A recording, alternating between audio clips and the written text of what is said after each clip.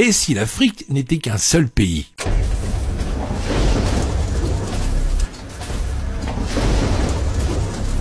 L'Afrique est un continent qui couvre 6% de la surface terrestre et 20% de la surface des terres émergées. Sa superficie est de 30 millions de kilomètres carrés avec les îles. L'Afrique compte actuellement 54 pays indépendants, mais que se passerait-il si tous ces pays s'unissaient aujourd'hui pour former un État africain uni ? À quoi ressembleraient les États d'Afrique unis et quelle serait la puissance de ce pays ? Alors, il faut savoir que l'Afrique est énorme et couvre plus de 20% des terres de ce monde. Il fait environ 3 fois la taille de l'ensemble de l'Europe. 1,2 milliard de personnes vivent actuellement en Afrique, soit 16% de la population mondiale. L'Afrique connaît actuellement le plus grand boom démographique du monde. La population du continent a doublé depuis 1990. Selon les estimations officielle de l'ONU, le continent devrait dépasser les populations de l'Inde et de la Chine réunies en 2100. La population de l'Afrique devrait atteindre 4 milliards de personnes d'ici 70 ans et va représenter plus de 39% de la population mondiale. La population de l'Afrique est actuellement la plus jeune au monde avec un âge médian de 19,7 ans comparé à la moyenne mondiale de 30,4 ans. Les taux d'alphabétisation sont également bas avec seulement 64% de la population considérée comme alphabète. Mais cela varie de région en région.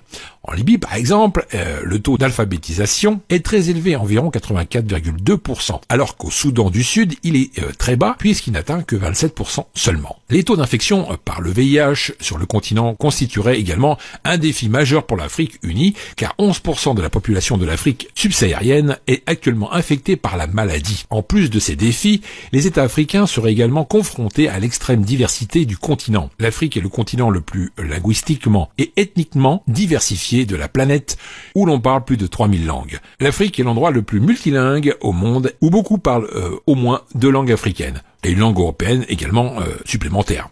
Une situation similaire à l'Afrique du Sud, où il y a 11 langues officielles. En Afrique du Nord, la langue la plus utilisée, c'est bien sûr l'arabe, et elle est parlée pas moins de 70% de la population vivant dans cette région. Nous avons 20% de la population vivant en Afrique du Nord qui parle le berbère. Dans les pourcentages restants, on y trouve l'anglais, le français et le portugais. Et pour la religion de cet État, 47% de la population serait musulmane, 47% serait chrétienne, 10% restera toujours dans les anciennes traditions africaines et 2% seraient athées ou sans religion. Passons maintenant aux 10 plus grandes villes de cet État.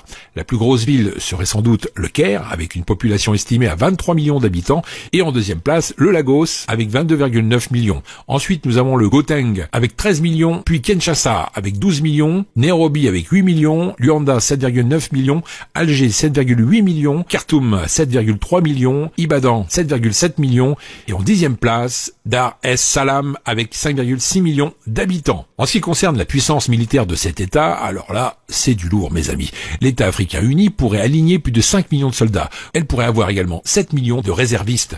Mais côté matériel de guerre, faut pas trop attendre à voir quelque chose de nouveau. L'arsenal militaire de cet État serait principalement du matériel russe. Mais quand même, ça reste un pays très puissant qui ne pourrait pas être envahi, ça c'est sûr. Avec cette puissance militaire, l'État africain va certainement lancer une vaste opération de nationalisation et annulera le pacte signé avec la France et le Royaume-Uni. Vous ne le saviez peut-être pas, mais aujourd'hui, beaucoup de pays africains continuent de payer un impôt colonial en France, et cela malgré l'indépendance.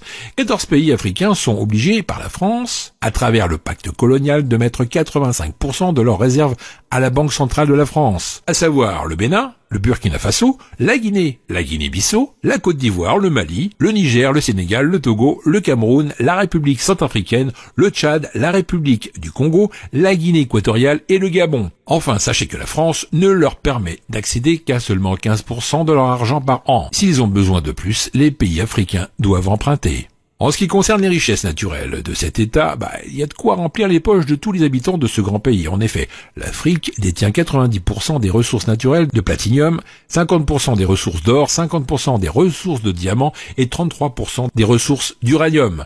Avec la mainmise sur toutes ces ressources naturelles et la nationalisation de tous les projets de pays étrangers pris de force en Afrique, cet État aurait un PIB de 3000 milliards d'euros. Ce qui la classera comme 5e puissance économique dans le monde, derrière l'Allemagne et devant les Royaumes-Unis et la France. Voilà mes amis, encore plein de choses à vous apprendre, c'était bien sympathique, on arrive à la fin de cette vidéo, partagez-la avec vos amis Facebook, Twitter et les autres réseaux sociaux. Pour moi, je vous retrouve dans la prochaine vidéo, juste après, qui s'affiche sur l'écran. Allez, à tout de suite.